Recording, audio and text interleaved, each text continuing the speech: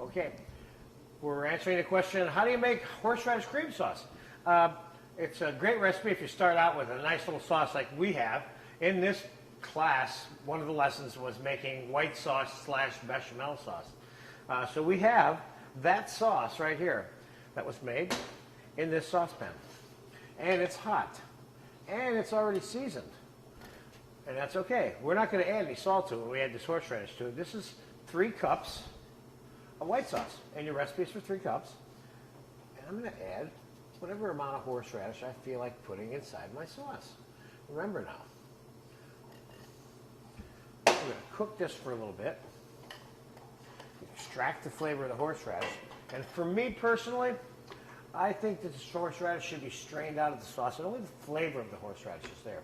Let's say you were going to serve this with roast beef or corned beef or some kind of boiled beef, which would be a traditional place for this, okay? Not to suggest that you couldn't serve it with fish or chicken and all kinds of things like that too, but that's up to you. I think what I would normally do is I would garnish it with, get myself some horseradish root and grate some over next to the food or something like that, rather than leave the grainy horseradish in the sauce itself, okay? So I'm going to cook that for a few minutes. And let me taste it right now. I mean, sometimes you don't have to cook it, okay?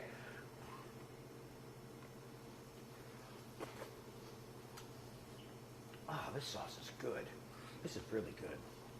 I hate saying things like that about my own food because I had something to say about that in your earlier introduction presentation about my opinion about my cooking. It's not worth very much. But let me tell you, this is good. I say this is ready to be strained right now, and we can finish it. The horseradish flavor just, because it's already pureed, it just goes right into the sauce. So we're going to take this, and we're going to strain it.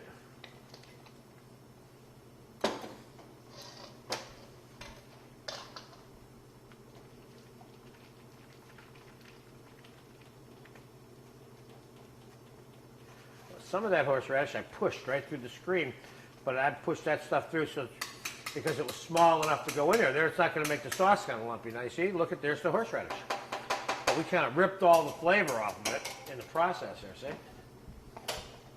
Now, let me taste it again. It was just good. I'd like to want to taste it, to tell you the truth.